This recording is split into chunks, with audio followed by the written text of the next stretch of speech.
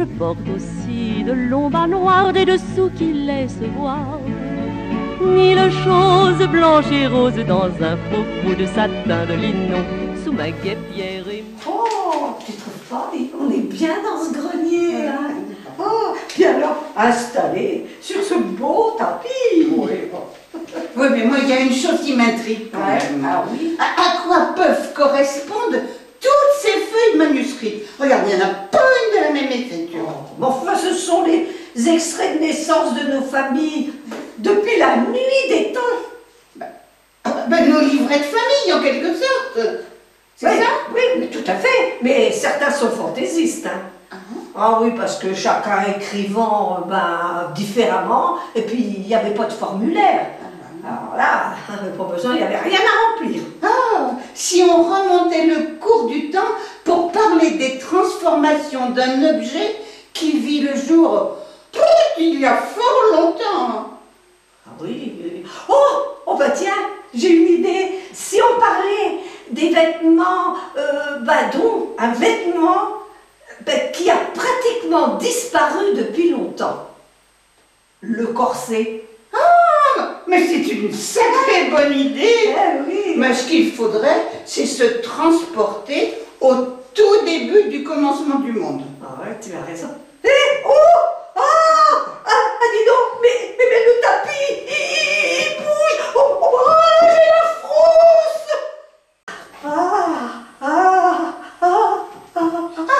Dis donc. Mais pas panique.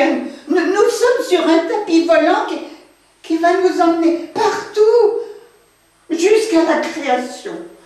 Oh bah oui, mais tiens, commençons par aller là voir les premiers habitants du paradis terrestre.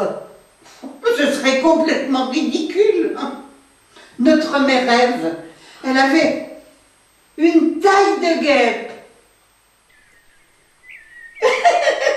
Ah oui, comme toi.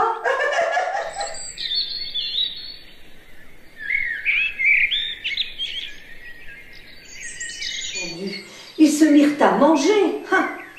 Et puis ils prirent des formes là où il ne fallait pas. Ève vit alors sa taille s'épaissir comme une pomme. C'est un scandale. Oh non, que tu n'y es pas du tout. La gaine du même nom vit le jour beaucoup plus tard. Et Adam, ne pouvant plus serrer sa tendre moitié contre lui, il lui donna l'ordre de remédier à cette situation. Elle eut alors l'idée de confectionner un vêtement qui enserrait sa taille et tout son corps, d'où le nom de corset. Oui. Et le corset est censé mettre le corps de la femme en valeur. Il affine la taille tout en soulignant le buste et en donnant des rondeurs à toutes ses hanches. Pendant l'Antiquité, les femmes enserrent leur buste uniquement en les entourant d'une bande de cuir. Au tout début, les corsets sont construits avec des lattes de bois. Ah ben je te dis pas, bonjour la torture, oui. Oh là là. Et au Moyen-Âge, elles portent des bustiers, lacés et serrés, et empesés avec de la colle. Au XVIe siècle apparaît un nouveau matériau qui est popularisé. C'est la baleine qui tourne, qui vire autour d'un tout petit navire. Prends bien garde à la baleine. En effet, on découvre les pêcheries de baleines à fanon. Le fanon est utilisé pour les corsets, les soutiens-gorge et aussi pour les parapluies. Il apparaît à la cour d'Espagne au XVIe siècle. Et il modèle le corps et signifie la droiture et la fermeté de l'âme. Il est surtout utilisé par les femmes de la haute noblesse. Wow. La belle femme en son corset, vive comme un Il est attaché à l'arrière par un lassage qu'il est impératif de serrer au maximum. Ouais, mais dis donc, pas facile de serrer très fort des liens par derrière lorsque l'on est seul. Qui ne se souvient des caméristes qui tiraient sur les lacets pendant que leur maîtresse s'accrochait à l'espagnolette. Si la taille s'amenuise de plus en plus, il n'en est pas de même pour les jupes qui prennent une ampleur considérable, au point qu'il est même quelquefois difficile de franchir une porte. Et là, regarde. Ah, mais elles ont aussi des accessoires pour leur donner du gonflant. Comme le Vertugadin. Tu sais, là, c'est un bourrelet placé autour des hanches pour leur donner du volume. La crinoline est un sous-vêtement du 19e siècle, confectionné à partir de la trame du crâne cheval, d'où son nom. Ah, oui, mais la tournure remplace la crinoline. Et puis il est appelé faux cul, parce qu'il est là pour souligner le fessier. Ben, c'est un coussinet qui donne du volume à l'arrière de la jupe. Pour se moquer d'elle, on appelait les femmes de cette époque la femme escargot. Oh, bah, tout cela est bien joli. Je sais qu'un rien nous habille. Enfin, mais non, on ne peut pas vivre qu'en corset. Il faut penser aussi à se vêtir. Et transportons-nous au XVIIIe siècle pour voir le costume des femmes de milieu modeste comme le costume des femmes de la haute noblesse. Bon, allez, allons-y. Et ils sont confectionnés avec de la laine, du chanvre et du lin, superposés en fonction des activités pratiquées. Les femmes de la campagne portaient des robes à godets, descendant jusqu'aux chevilles, et souvent recouvertes d'un surcot pour plus de commodité. Et une ceinture ajustée la tunique, ce qui permettait d'attacher les ceintures et les sacs.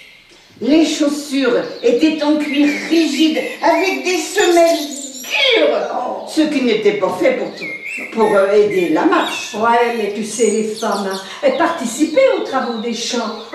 Et puis elles gardaient les moutons des prés communaux. Les femmes de la noblesse portaient des couleurs vives et des tissus fabuleux comme la soie, le velours, le brocart, etc. Ouais. Et elles portaient la robe par-dessus la chemise. Mais si, bien sûr, parce que la robe désignait l'ensemble du costume. Oh, écoute, tu manques complètement d'imagination. Maintenant aussi, nous portons des robes. Mais non, à cette époque, c'était des tuniques longues, serrées à la taille, qui partaient en s'évasant. Les manches étaient longues, et tiens-toi bien, il fallait les coudre sur soi-même tous les matins. Et les femmes vivaient dans des châteaux. Elles recevaient les troubadours, les ménestrels. Mais elle leur servait de mécène en les faisant connaître dans tous les châteaux environnants. Ouais, ça c'était très bien parce qu'à l'époque, il n'y avait pas de réseaux sociaux, pas Facebook. Nous arrivons au XVIIIe siècle où nous avons laissé toutes ces dames en sous-vêtements. Et nous voici au Grand Trianon. C'est là que Marie-Antoinette, la dauphine, reçoit pour partager une tasse de chocolat. Elle porte une jupe très ample, ce qui ne facilite pas toujours l'entrée par des portes étroites. Et le corsage, il est moins étoffé, ajusté et très décolleté. Il souligne la poitrine pratiquement découverte. Ce qui fait dire au clergé, il y a tant de tissus pour faire faire le bas de la robe, qu'il n'en reste pratiquement plus pour faire le haut. Puis regarde, les coiffures, mais alors extravagantes. Ah, mais on les appellerait maintenant choucroute, hein? Ah, n'oublions pas non plus le kezako, formé de 3 plumes plantées au-delà de la coiffure. Et le pouf, œuvre d'art, échafaudé avec du tulle, des fleurs, oui, parfaitement, et des cheveux artificiels, à monter à la verticale, ce qui obligeait les femmes à baisser la tête pour passer les portes. Bon, écoute, passons à la Malmaison, où nous retrouvons l'impératrice Joséphine qui porte des robes en pierre. La taille est très haute et souligne la poitrine. La ligne près du corps donne une allure allongée. La jupe est fendue et permet de montrer le galbe de la jambe. Mais le temps passe et nous voici au XXe siècle. Avec la guerre, les jupes sont longues et simples. Tous les hommes sont au front et les femmes sont obligées de les remplacer dans les travaux des champs comme dans les usines d'armement. Puis, les robes raccourcissent. Et nous arrivons à notre époque où chacun porte ce qui lui plaît. Ah bah ça, et les pantalons, ils sont portés par tous.